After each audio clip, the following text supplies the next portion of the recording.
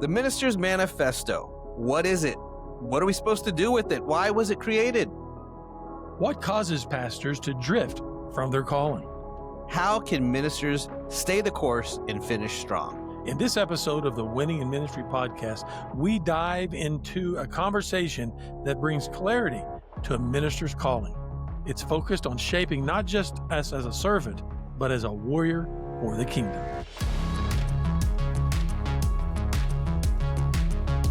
You're listening to the Winning in Ministry podcast, where members of the Edify Leaders Ministry coaching team share insights and inspiration they have gained as they seek to strengthen ministers for exponential impact in life and ministry.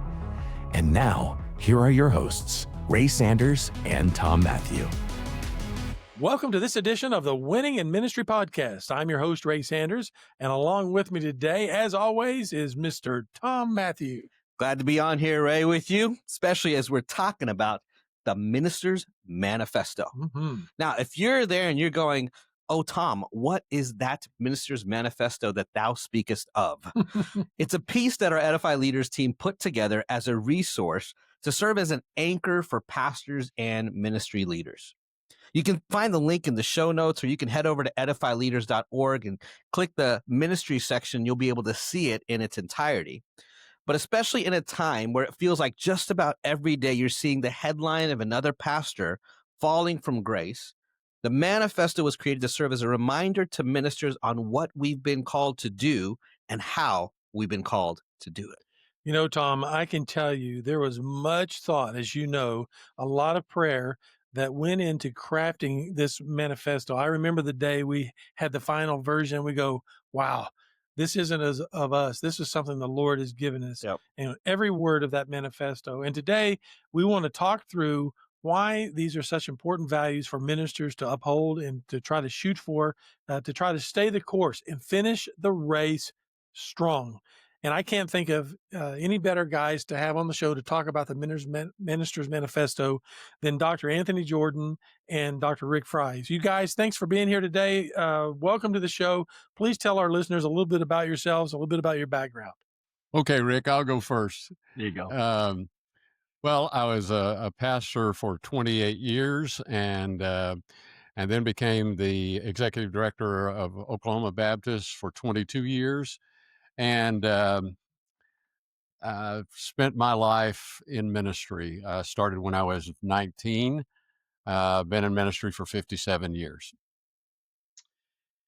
Well, I started the ministry when I was 15 and pastored my first church at 18. And from then on, I've been pastoring ever since. Been in ministry now 54 years.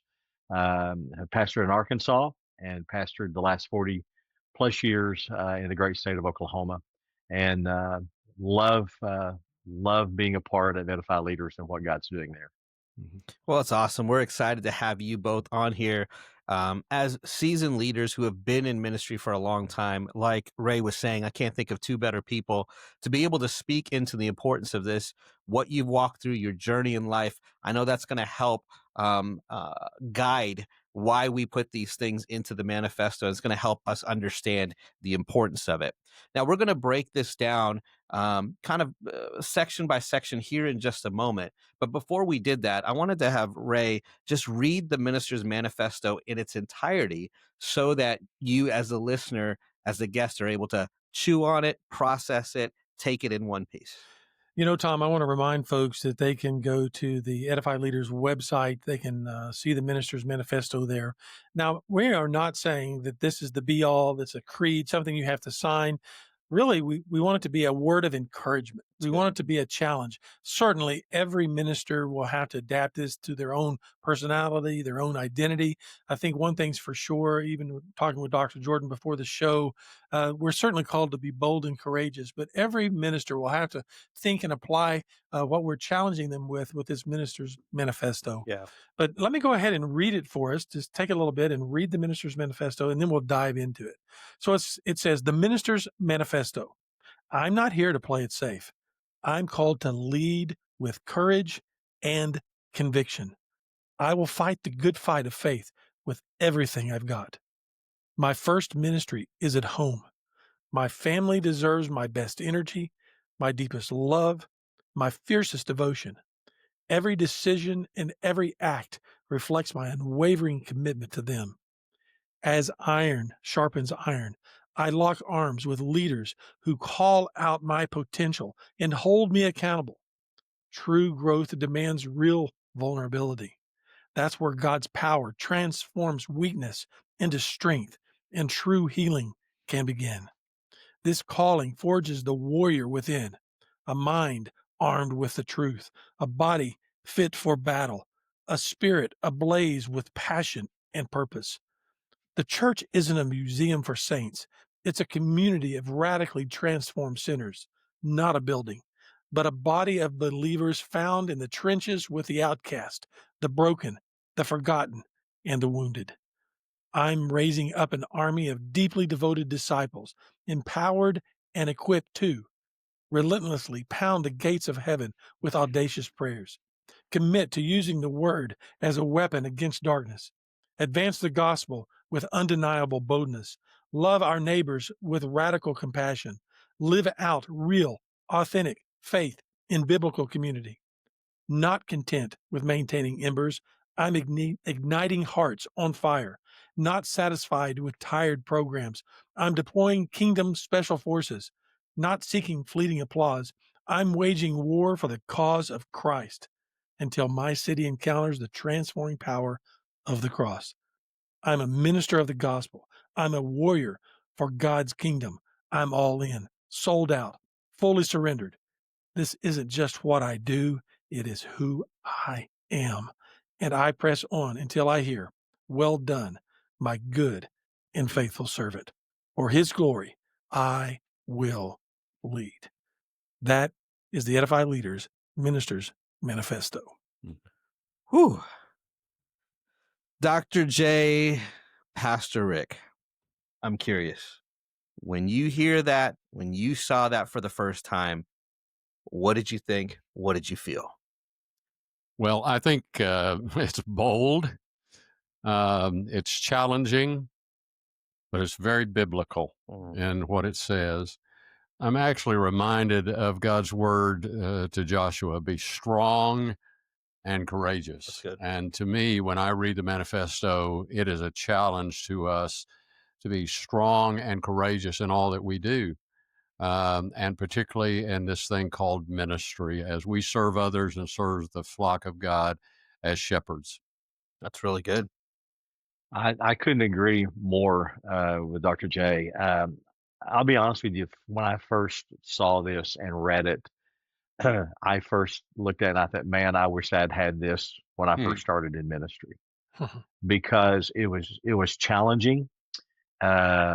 It was very forthwith in, I think, speaking to the heart of every pastor if he's honest. And tell you what I've done with it. I've actually put it together, and I'm in the process of doing it right now, and framing it and giving it to the guys I'm coaching to hang on their wall. Because as I read it, it just, to me, it's something, to be honest with you, you ought to look at daily. You ought to just kind of look at it and remind yourself, man, this is, I love the fact this is my calling. You know, I'll be honest, when I looked at it, I thought, man, this can cause you to go against hell with a squirt gun. You know, because it just builds you up. And I think every pastor needs to be reminded from time to time. There's not a one of us probably didn't come in on a Monday morning and go, I'm done, I quit. I think, man, just to look at that and go, wow, no, I'm not done. So I'm thankful for it. It's encouraging. It's challenging. You didn't soft pedal it whatsoever. And I think it's bold, and I think it's something that, to be honest with you, every pastor ought to have in his office to look at. Well, and I think it's one of those things that I like the idea that you're talking about framing it, because it should be something that's there that you're keeping in front of you to keep you focused and staying the course, right? Like you said, there's going to be those days. It keeps you from getting too high or too low and focused on what you've been called to do, right? Hey, this is what it's about. Because I think otherwise too, you could get too low or you can get too high and be like, I think this is working. I'm going to start going in this direction and follow a trend or follow a pattern instead of what have I been called to do? who have I been called to create? What have I been called to do? And so I think that's great. One of the things I would like to add is, when I first read it, it resonates with me because I'm a type A personality, and I know Ray well enough to know that has a lot to do with who he is as well. But the fact is, you look at scripture and you find that leaders are made in all shapes and sizes. Yep. And what I see about the manifesto is that it doesn't matter what your personality type is, what your background. The fact is, it says it like it is, that it becomes a part of you so that you work it out in your life and the personality that you are, that God has given you, how he has shaped you. Yep. But at the same time, it doesn't matter if we are introverted or extroverted. There are a few pastors that are introverted, not many, but or whether you're a bold, take charge kind of person or a more laid back shepherd type, the manifesto speaks to who you need to be and who I need to be as a minister of the gospel, no matter what our personality. Well said. Absolutely. That's good. One of the first section that we actually come to, here's what it says. I'm just going to repeat this and then ask a question out of that. It says, my first ministry is at home. My family deserves my best energy, my deepest love, my fiercest devotion. Every decision and every action reflects my unwavering commitment to them. So as we look at that right there, why do you think this gets often overlooked or disregarded? Tyranny of the urgent, don't you think? Yeah. Rick, tyranny of the urgent. Yeah. Absolutely. You're always having things pressing at you, always things pulling at you, people pulling at you. And so it's very hard to stay on point. It's hard to, we're people pleasers if we're in ministry, most of us. And it's hard to say no, even though it is demanded of us in order that we say yes to our family. Our family is the most important part of our life. If we don't, the scripture is very plain. If we're a bishop, a leader, an elder, if we don't care for our own family, then we can't care for the flock of God. But the tyranny of the urgent is always pressing on us. Yeah. That's good. Well, Dr. Jay's right. How many of us have seen pastors, um, not take care of home and family, and their ministry is destroyed? And so I think it has to be first. It's what God established was the home and the family. And if we do a good job there and making sure that I always realize that, I could teach my kids, how to, whether it's go hunting, play golf, go fishing, play baseball, basketball, whatever. But the most important thing that I did in life was to make sure that I disciple them and equip them to walk with God. As great as being an athlete, as great as being all the other things. And you and I know today, parents are competing today because Sunday it's just like any other day. Yeah. And so, you've got sporting events, you got this thing, you got that thing. And so I always tried to realize this, even as a pastor, that my kids could be involved in sports and those kind of things. But I made sure that they understood and their coaches understood that, hey, Sunday we go to church, we're going to worship. And I think that as a pastor, we've got to make sure that we're being what we're supposed to be and loving and caring for our kids. And I knew one day I didn't want God to say, hey, you did a great job at pastoring your church, but you failed at home and family. That has to be the priority. That has to be the number one thing. And you do that well, God will bless you, and you'll have the time to pastor and do what you're supposed to do. I love the line, you're only as good of a leader as you are at home. It has to start there. It is the disqualifier. If we're not leading at home, it can disqualify us from leading at the church. Can I add one thing to this, or one question that I had? How would you guys say, Dr. Jordan, both of you guys mentioned the tyranny of the urgent. Amidst the tyranny of the urgent, how do you carve out time for your family? How did you guys practically implement things to make sure the family was a priority? I think one of the ways is literally just schedule. Mm-hmm. And Yeah. I don't think I didn't want my kids to know that my calendared them, but I did. I had That's to really good. because there were always things that were going on that were calling. I also, I think, giving priority to special events that they have. Mm-hmm.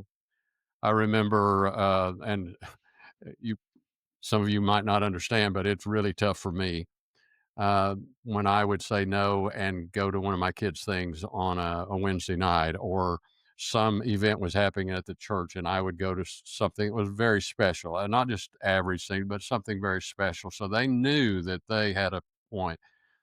Um, One of the things I know Rick feels strongly about, and is our wives. It's hard. Our wives are in the front line of everything, in that they hear the gossip, the behind the scenes, they hear the negative things as well as the good things, and they are keeping the family together in a lot of ways because they are taking care of the kids. I wish I'd have done better, frankly. I look back over the years. Uh, Paula was such a blessing to me, and she was such an incredible support to me. But I think sometimes I let the tyranny of the urgent rip time from her that we should have given. And I think taking time with your family and special events, carving out time that allows you to focus on them. That's good. And I agree.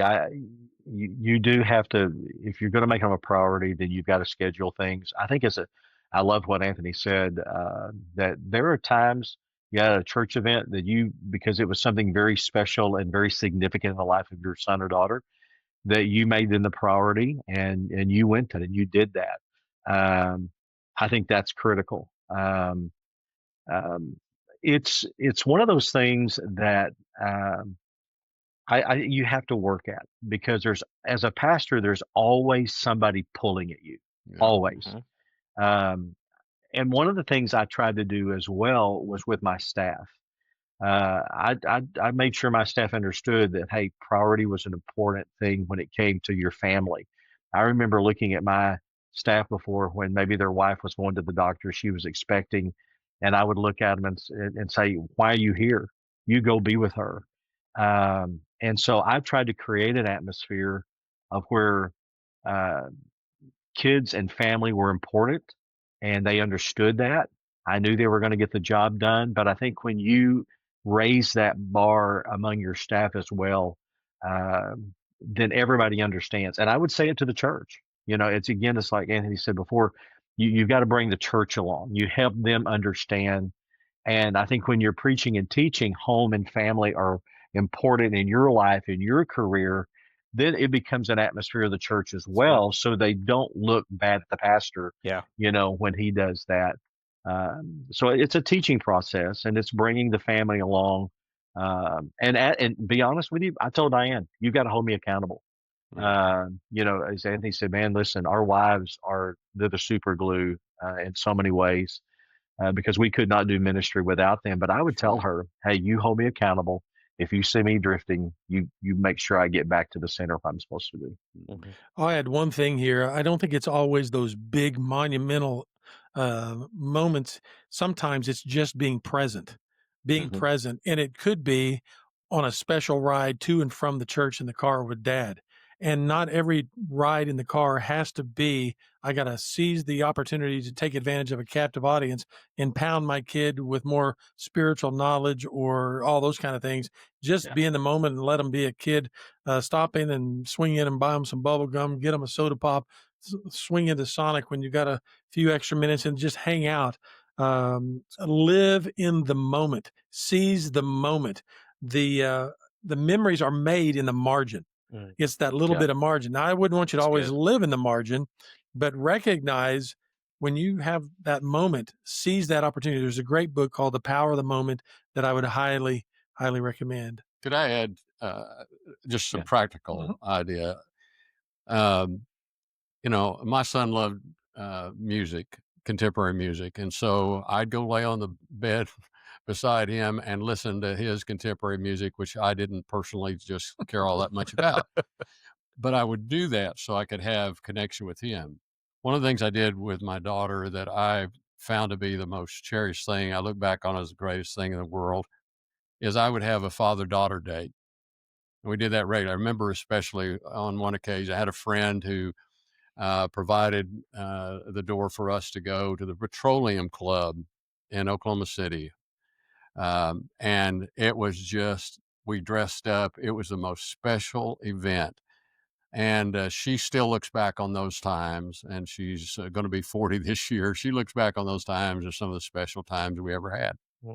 Excellent. That's really good. Yep. You know, this next section was meant to challenge a problem that many ministers unfortunately face, and that is loneliness and isolation. Why do you think this is a reality for so many ministers, and how can we fight against it? Let me read the phrase from the manifesto. It says, "As iron sharpens iron, I lock arms with leaders who call out my potential and hold me accountable. True growth demands real vulnerability. That's where God's power transforms weakness into strength, and true healing can begin." I know that this section was motivated out of the scripture in James 5:16, that if we confess our sins one to another, the healing begins. And unfortunately, so many pastors, so many ministers feel like they can't be honest, open, and transparent. We call that being hot, honest, open, and transparent. But they live in such isolation and loneliness, they don't know who they can trust. So talk about this, and why is it such a reality? Well, I will tell you guys, I think it happens because guys want to keep the cards too close to their chest. Again, they don't feel like they can trust and be open. Um, I think that when you have a very close friend, accountability partner, um, he's going to love you no matter what. And if you call him, he's not going to give you the third degree, like, well, why did you do that dumb decision or whatever? He's going to say, where are you at? What can I do for you? Mm. And you have in the studio the guy that was for me, Mm. and that's Dr. Jordan. Anthony and I prayed together a lot. We prayed about things for our family, our sons, our daughters. Um, and I could tell him anything, and he would love Likewise. me no matter what. He could do that for me. And I think that's why we have been so close through the years. Um, I think I think God only gives you maybe 3 or 4 really, really close guys that you can be open with and honest with. Most guys don't feel they can do that with a church member. I've had a few that I could be that way with, but far few than not. I only can think of probably 2 men in my life in a church where that happened. It was going to be another pastor, but it was somebody that you could really sit down with and be open and transparent with, take the mask off and be real, and knew that no matter what, I have a saying: we're all one choice away from stupidity, Mm. all of us. No, and if you ever think that you're not, that's the pride before the fall. Mm-hmm. And so all of us have done stupid things before. And if I've done those stupid things, I could call him and say, "Hey, I blew it. I did this," and he walked me through it. So I think everybody's got to have that guy. You've got to be open enough to be that. I know for me and him, whether it's in my office or his office or just somewhere else, we have knelt and shed a lot of tears That's right. as we have prayed for our kids, as we prayed about situations. Um, and I will forever cherish that. And I think that's what made me a better pastor to keep me where I needed to be. Well, and of course, Rick, is that for me as well. I have 3 men in my life that I have that kind of relationship with, that are ministers themselves, and that I can interact. I, I would, because Rick did so well with that, let me take a little different tack into saying that you have to be intentional about this. Mm. You cannot just hope it happens. It happens naturally in some ways as you get to know people, but you have to be intentional about developing that relationship. Yeah. Rick and I met 100 years ago, and we had began just a casual friendship. But as we spent time together and talked together, it developed into the kind of relationship that he's talked about that we have with one another. But you have to be intentional about finding those people. And I fear that that's where a lot of guys go wrong. They just kind of, well, I don't have anybody. Yep. Well, go talk to some guys in your circle of influence. Find somebody that you can. I've always sought out somebody. I mean, sometimes it was a professor at college, or it was a director of missions, or it was another pastor friend, but I needed that. I had to have that personally. Yeah. So be intentional about it. I would also, there are levels of this relationship. I think that what Rick and I have talked about, our relationship is on a higher level. But I've also discovered there is, I don't mean lower in the sense of less important, but it's not quite as intense as what Rick and I can be with one another. I found that with men in my church. When I came to Northwest Baptist Church, there were 6 men sat around a table and said, Pastor, we're going to support you and follow you as long as you preach the word and stay true to the word. In those 6 men, I found some of the greatest insight. They became my confidants, particularly in relationship to ministry and what was going on in the church. I could sit down and talk with them, give them my crazy ideas, and they'd be honest back with me. And so it's a different level, but I think an important level. And I've had that with I know Rick's had that with some guys in his churches across the years Absolutely. that I could lean on in that regard. Maybe I didn't tell them everything was going on in my life as I would to Rick, but it was a great help to me to have those kind of men who I knew cared about, loved me, prayed for me, and were going to stand with me and be honest with me, particularly in relationship to the ministry in the church. I can tell you that this very topic is at the foundation of why Edify Leaders was founded, because when we would survey pastors early on and ask them about the potential for a ministry such as Edify Leaders, one of the things that we discovered that every pastor needed a Jethro. Every pastor needed a Jonathan, and certainly they needed a closer walk with Jesus. And that's what Edify Leaders does in many ways, is it fills a gap. I don't think that the goal is for the Edify Leaders coach to be that sole person in someone's life. I think that we need to live it out with either a Jethro and a Jonathan, and certainly the Lord. But if someone's listening today and they say, well, I don't have anybody or anyone, well, you can go online and reach out to Edify Leaders, and we can get you started for sure. Don't live in isolation. That's right. Well, and I like what you both are saying, because there's a mindset that can happen where you quickly realize I'm by myself, right? Because everybody else in the church, they can connect with one another. But you guys have probably been in the same boat where you're in a small group, but you're not as vulnerable as everyone else because you can't be, right? So there's that mindset that you have to get past, but there's an intentionality. And I think one of the things, honestly, is you've got to stop seeing other pastors as competition and rather see them as comrades, right? You've got to see them. And again, not every pastor is going to be a friend, but if you're seeing them as competition, then you're not even going to try. And a lot of this, I feel like, even as you both were talking, were developed organically, but it took time, and it took, well, let's meet for coffee or let's hang out. And over time, it developed and became you guys praying for one another and being there, shedding tears together. But that didn't happen unless both of you were intentional and said, we need each other, So I think that's really good. I want to move on to kind of another question, because I think one of the things that can happen with pastors is, especially in culture and society and even in the church world, they can be painted as being soft. Hey, they don't have a backbone, or they're not standing up, or, they can be painted in that sort of way. But something that we say in the manifesto, and something that we're passionate about at Edify Leaders, is help ministers to be seen in the right light, for them to be seen in the right light, and for society and culture to see them in the right light. And that's to be seen as warriors. What are your thoughts on this? RJ? Well, I think for me, the being strong and not being soft comes back to standing on the Word of God. Now, I've heard some preachers say, "Well, I'm just going to tell you the blunt truth." Well, I'm not too interested in your blunt truth. I am interested in truth, and I'm interested in truth that is spoken with love. Yeah. That's good. Let me give an illustration out of my own life. I think anybody in Oklahoma who knows me knows that one of my passions has been pro-life and speaking to the issue of abortion.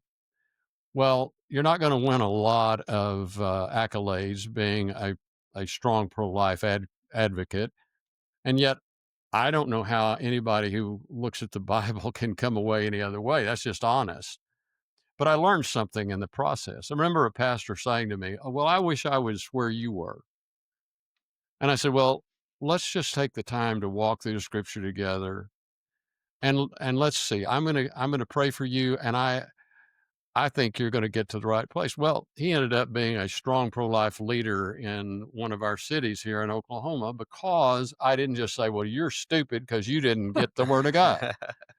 So That's good. I think standing on the Word, speaking the truth in love. I also learned, just in general, I never preach on abortion that I do not extend grace, because I can tell you over and over again, I've experienced preaching on that subject and extending grace and having people come to me and say, I needed that because I have had an abortion and they're still scarred from it.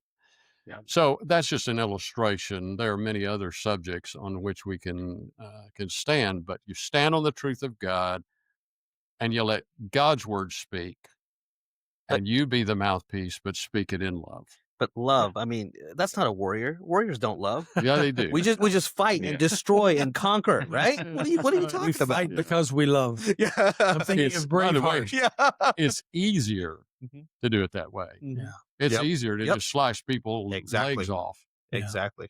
No, that's good. And I think the key to that is, again, whatever you do, you're preaching love. For me, I discovered that, and again, as Anthony said, you just preach the word, you preach the gospel, but sometimes I think preachers will not deal with tough scriptures or texts because they hop around and preach all over the place. I love preaching through a book. That's so right. when you got to it, you had to deal with it. Yep. And you dealt with it in the context of that particular book, whether it's the book of Acts or Romans or wherever you were. And so I found that when I was preached through a book, I would get to the tough scriptures, which was I didn't sidestep them, I didn't run around them. I just dealt with them in love and preached the word, and people responded. And I think the key there again still comes back: if you will preach the truth in love, and they see your heart, they're not going to call you a wimp. They're going to go, "Wow, I know that was hard to preach on. I know that was tough."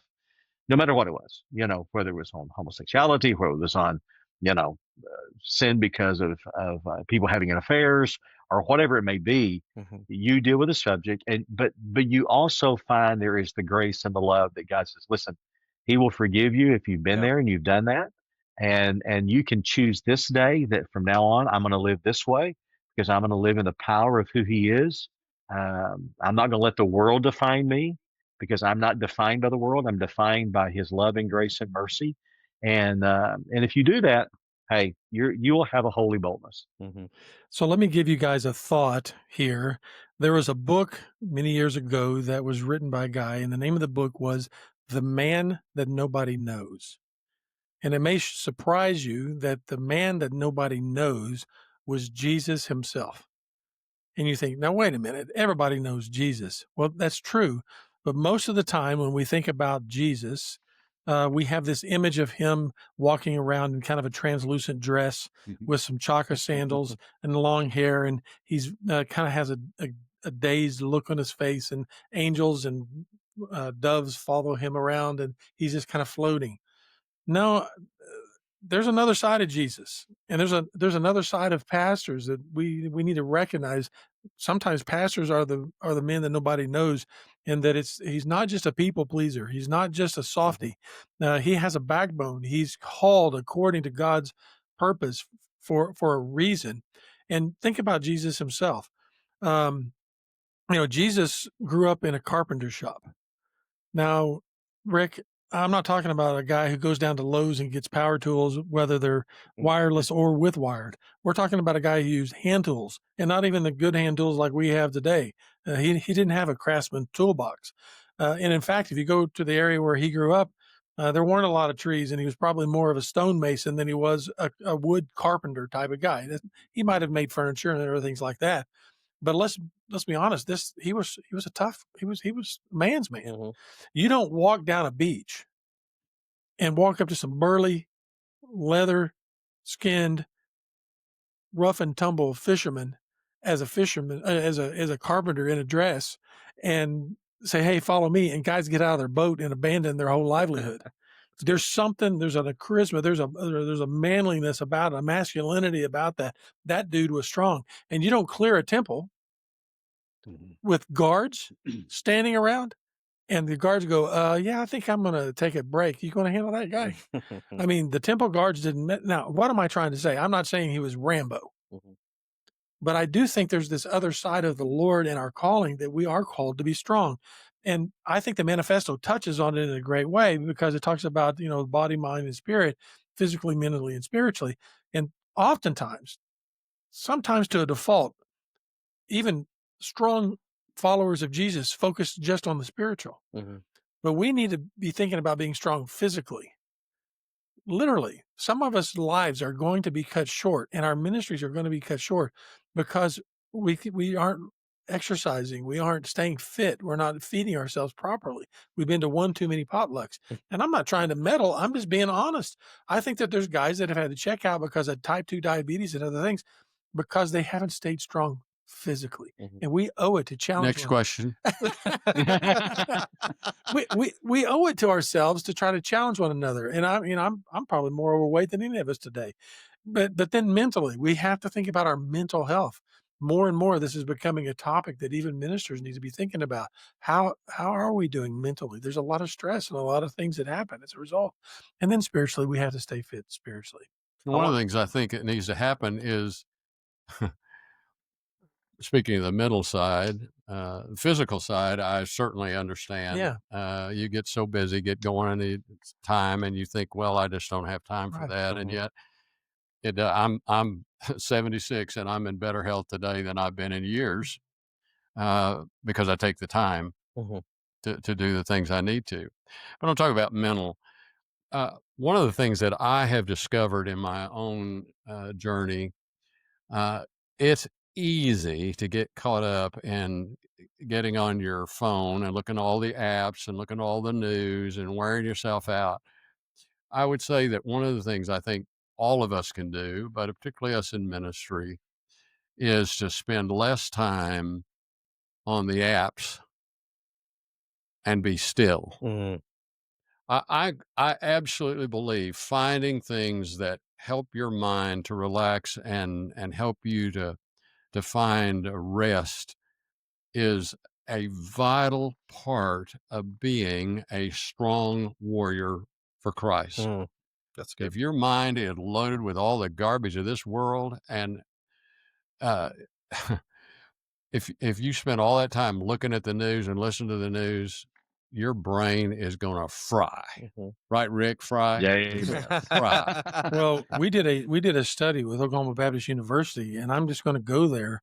One of the things that we found, and this is supported with national surveys, is that pornography is something that guys struggle with in ministry as much as anybody not in ministry.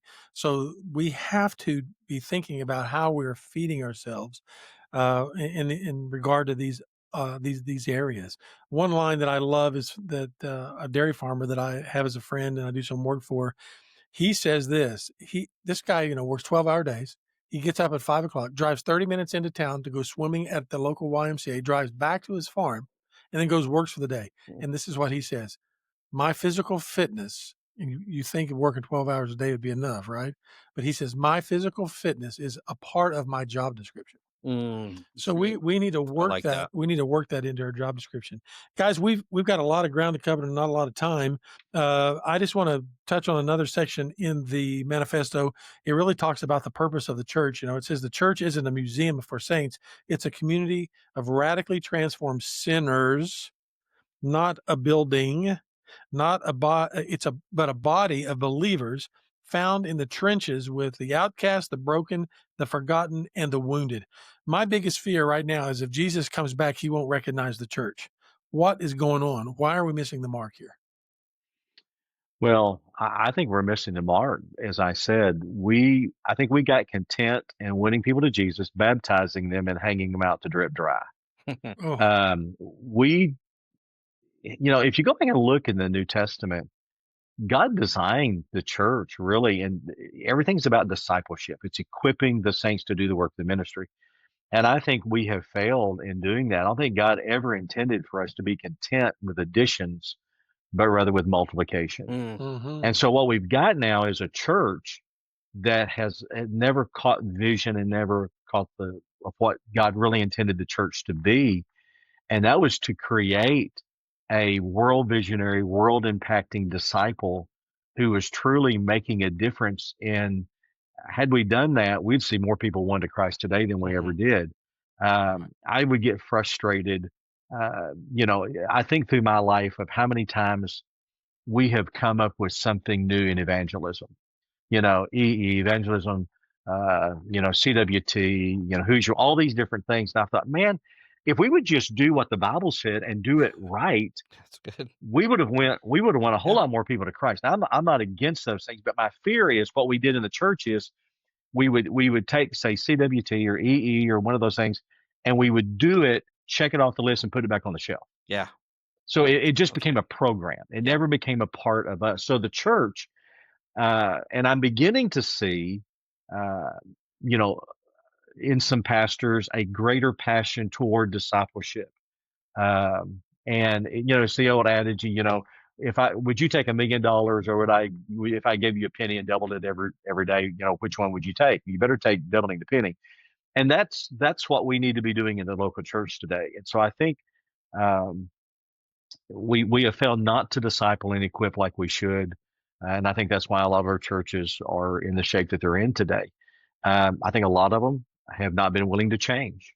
The thing I love about looking at the Gospels is whether it was Paul or Peter or whoever it may be, was, Paul said, I became all things to all men that I might win some. That was what I call accommodation without compromise.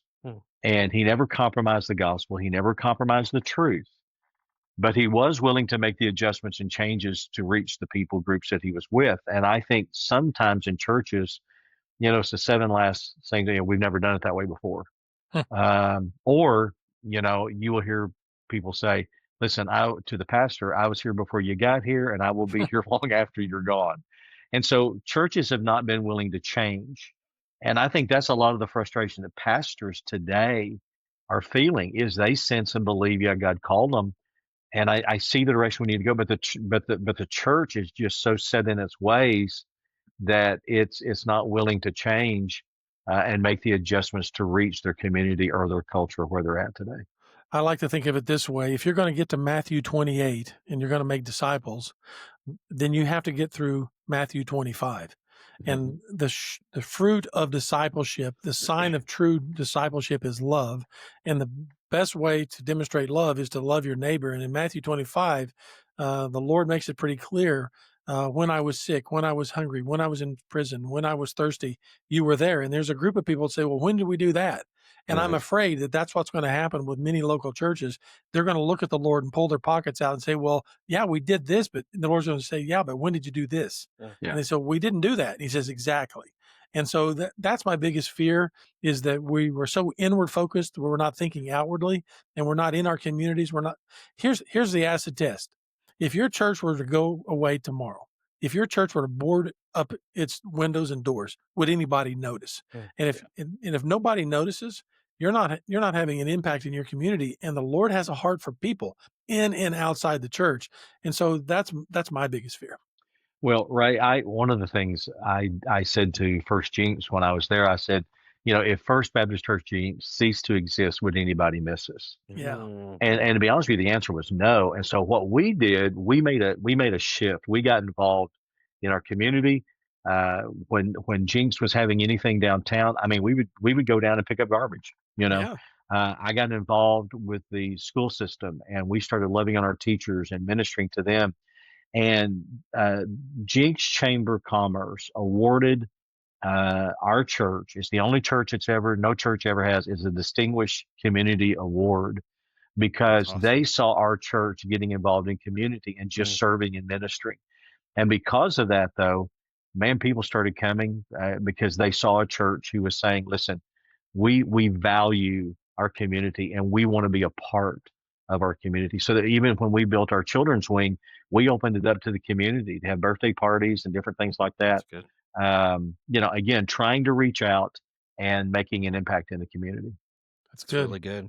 I want to switch gears for just a moment. We've been talking about the church in that question, but I want to look at the minister itself. You guys have been in ministry now for 50 plus years.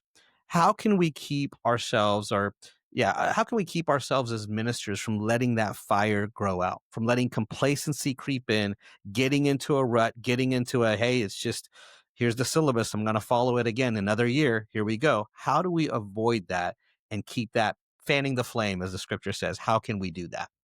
I think you have to stay fresh with the Lord. I mean, I don't think it's a complicated answer, actually. Yeah. It's just you stay fresh with the Lord. You stay in tune with Him. Now, we can go into practical things in regard to reading widely and constantly. When I had the opportunity, we would have great pastors come into Falls Creek. I would always get an appointment with them and sit down and talk to me about what's going on. What are the things that you're doing, and try to learn from them. But I'm just telling you, ultimately, you stay fresh by staying fresh with Jesus. That's really it. Well, and I was and going to that's say true. that's important, because you think about it with any relationship, right? It's going to go sour if there's not intentionality, if there's not commitment. I mean, even with your spouse, if there's not intentionality behind it, it can become stale. So valuing that relationship, keeping it fresh, making sure you're on it. That's good. Rick, what were you going to say? Yeah. I was just going to say, to me, it's time. It's just like Tom was saying. The more time you spend with, whether it was Diane and my kids or our friendship with Anthony, it's time. And if you don't spend time with the Lord, sitting at His feet, you begin to pull out of a dry well. And you've got to spend that time. One, to know His heart, and He already knows yours, but to really understand His heart, you got to set His feet. And most of the time, you got to keep your mouth shut. You got to listen. Yeah, that's good. I love what I learned from Alicia Jordan one time. She said, Lord, give me the wisdom and give me the words, but remind me that a wise person once said nothing. Yeah. And it's all about listening, that's for sure. Guys, we're almost out of time, but we have time to kind of wrap this up with the last section of the manifesto. And I'd love to get your input on this. It kind of ends strong. It says, I'm a minister of the gospel. I'm a warrior for God's kingdom. I'm all in, sold out, fully surrendered. This isn't just what I do, it's who I am. And I will press on until I hear, well done, my good and faithful servant. To God's glory, I will lead. Man, why is this such an important part? What do you have to say about this word of encouragement, this final challenge in the manifesto? I think it is inherent in our relationship with Jesus Christ. He calls us to take up our cross every day, to deny ourselves, put ourselves aside, and put Him first. And when you do that, you are living life to His glory. And that really is what we all are about. We want to live life so that in the end, He gets the glory, and we have the privilege of walking and giving Him glory from our lives. So it is serving Him in a way that honors Him, that points to Him, that helps people to constantly look at Jesus and say, He's the reason. sorry, but Falls Creek has always been on my mind. But during the Falls Creek campaign, when we were trying to raise all that money for the tabernacle, we raised it with the idea of saying we wanted, when we completed this journey, people would look at it and say, look what God has done. That's good. Mm-hmm. I want to live my life as a minister of the gospel so that one day, who cares if they remember me? I want them to remember my Jesus. Uh-huh. Yeah. That's really good. Good. Rick? Yeah. And I'll have to say to you, as I read that, it really jumped out at me, and I agree with everything that Anthony said. But I will tell you, at this phase in my life, it's probably more real because I've got less time now than I did earlier. As we get older, and you realize you're getting closer to those moments or whatever that you may go and be with the Lord, and you look back, and so I wished I had the same feeling when I was 18 or 19, because you think you got the whole world in front of you, you got a whole lifetime. I wished I understood that back then like I understand it now. And because I think that as Anthony said, it's not about, did you pastor a big church, little church, all of those things. It is, and I think he said it so well. I want them to know my Jesus, and you make him the central thing. And I think as I get older and in a different phase and time in my life and different journey, it's making sure that you get to hear those words, well done. It's one thing to be healthy. It's another thing to be strong. And as I hear you guys talking and reflecting on your ministry, you guys remind me of Caleb. He and Joshua, they were bold and they were courageous. Yep. And they led the way. But here was Caleb. I think he was in his 80s. I think he was in his 80s. And he goes to Moses and he says, look, man, I'm as strong and I'm as courageous as I ever was. Yep. I want my piece of the pie. Yeah. Send me in. Let's go. Let's roll. And you guys aren't retired. You're retreading. God continues to use you. And I think that at the heart of the Minister's Manifesto is, man, guys, ministers, hang in there. Stick with it. We're in this together. We want to encourage you. We want to hold you accountable. You're not alone. It's more than just you being healthy. You can be strong. You can be courageous as God created you, as he's called you to live out your life in your local church. But man, we want to encourage you. We want to know that we're here for you. And we just want to remind you that the Winning in Ministry broadcast is brought to you by Edify Leaders. Edify Leaders provides donor-funded coaching to pastors and ministers all around the world, literally, and is devoted to encouraging them to reach their full potential in life and ministry. And if that's you, we want you to know that we'd love to hear from you. And if you want to learn more about us, head on over to edifyleaders.org, and we will certainly respond. Tom, what did you want to say? Well, I just wanted to say this as well. That Minister's Manifesto was meant to be shared and distributed and given to all pastors, ministers around the world. And so if you could, please go online, go to edifyleaders.org, like I said, or it's in the show notes, but click that, download it, save it, and share it with those that you know. It's not meant to be kept a secret. We want the world to know. We want the pastors around the world to know, hold on to it, and keep it in front of you so that they can guide us. So we're not just barely making it or surviving, but we can thrive as ministers who God has called us to be. You've been listening to the Winning in Ministry podcast, made possible by Edify Leaders. Edify Leaders strengthens ministers for exponential impact. When ministers stay strong, ministries don't just survive, they thrive. Learn more about Edify Leaders at edifyleaders.org.